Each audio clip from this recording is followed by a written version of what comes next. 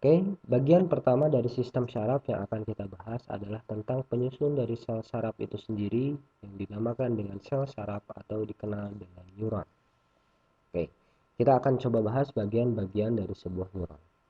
Yang pertama, kalian lihat bagian terbesar dari sebuah neuron, ada bagian penggembungan di sini. Ini yang dinamakan dengan bagian utama dari sel, dinamakan badan sel. Di sini tempat terjadinya metabolisme utama, penghasilan energi, dan yang lain-lain di badan sel. Tentu dalam sebuah sel ada pengatur utama. Di sini kita lihat ada inti sel. Badan sel, inti sel dari sebuah neuron.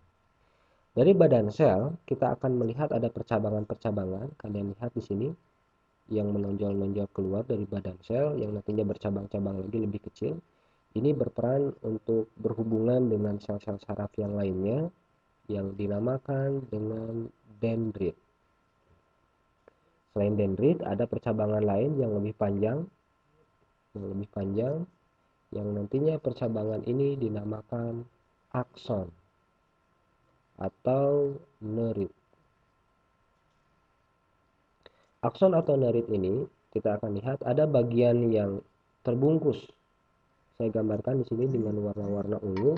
Ini adalah pembungkus-pembungkus dari eh, akson atau nerit. Tapi ada juga yang tidak terbungkus. Nah, bagian yang tidak terbungkus yang di sini ini dinamakan dengan nodus ranvier. Nah, nodus ranvier ini nanti berperan dalam mempercepat laju rangsang, dan bagian-bagian pembungkus ini dinamakan dengan selubung mielin. Selubung mielin ini sebenarnya tidak hanya selubung saja, tidak hanya selaput saja, tapi kalian lihat di sini, ini ada sebuah sel sebenarnya yang utuh terdapat atau bersatu terintegrasi dengan selubung mielin. Yang kalau saya gambarkan seperti ini misalkan selubung-selubung mielin, ini tempat aksonnya.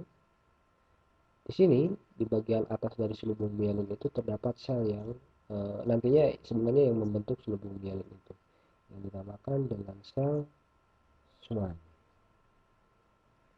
Jadi sel Schwann ini salah satu penyokong kerja dari neuron. Ujung akson kemudian nanti akan bercabang-cabang lagi menjadi bagian-bagian yang lebih kecil dan menggembung, terdapat penggembungan-penggembungan yang ini dinamakan dengan ujung akson. Nah, ini adalah bagian-bagian utama dari sebuah neuron, sebuah badan sel. Inti sel, dendrit, akson, selubung mielin, ini pembungkus-pembungkusnya dengan sel Schwann. Ada bagian-bagian yang tidak terbungkus yang dinamakan dengan nodus ranvier dan juga ujung-ujung akson. Oke. Ternyata di dalam tubuh kita, sel saraf itu tidak semuanya berbentuk seperti ini. Ini hanya gambaran yang umum. Terdapat berbagai jenis sel saraf. Kita lihat di sini. Ini adalah jenis-jenis dari sel saraf. Jenis-jenis sel saraf ini kita bisa bagi berdasarkan strukturnya.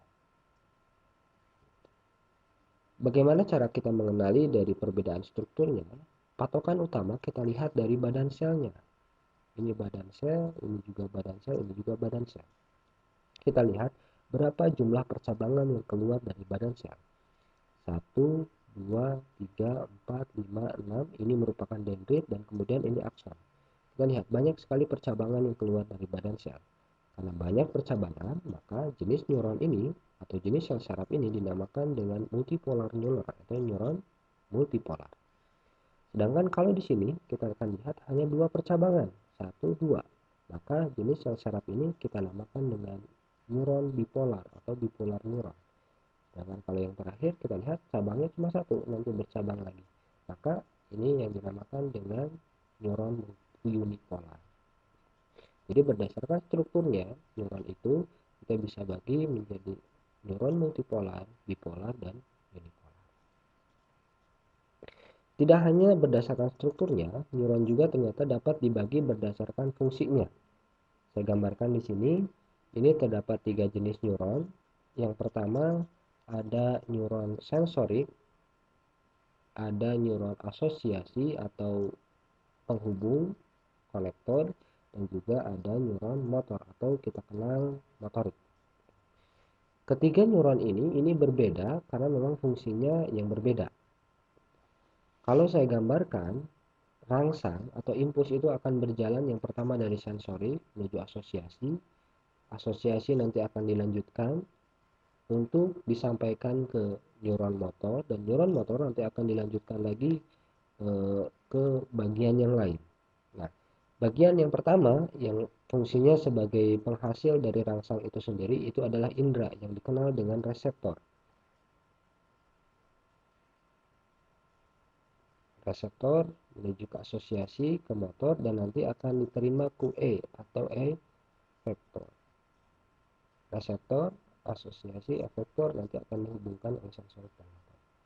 Nah, jadi ketiga sel saraf ini akan berbeda karena fungsi yang berbeda. Kalau saya beri garis penegas di sini, saraf asosiasi itu hanya terdapat dalam pusat saraf. Pusat saraf yang nantinya menerima rangsang dari saraf sensorik, dilanjutkan asosiasi dan dilanjutkan ke motorik. Jadi tiga sel saraf ini berbeda karena memiliki fungsi yang berbeda. Sensorik mengirimkan rangsang dari reseptor menuju pusat saraf atau sebenarnya ke saraf asosiasi. Asosiasi penghubung dari sensorik menuju motorik, dan nanti sel saraf motorik berfungsi untuk menerima rangsang dari pusat saraf untuk dilanjutkan ke efektor. Ini adalah jenis sel saraf berdasarkan fungsinya. Untuk lebih jauhnya mengenai jalannya rangsang dan juga mengenai pusat-pusat saraf, sistem saraf penting, kita akan bahas dalam materi berikutnya.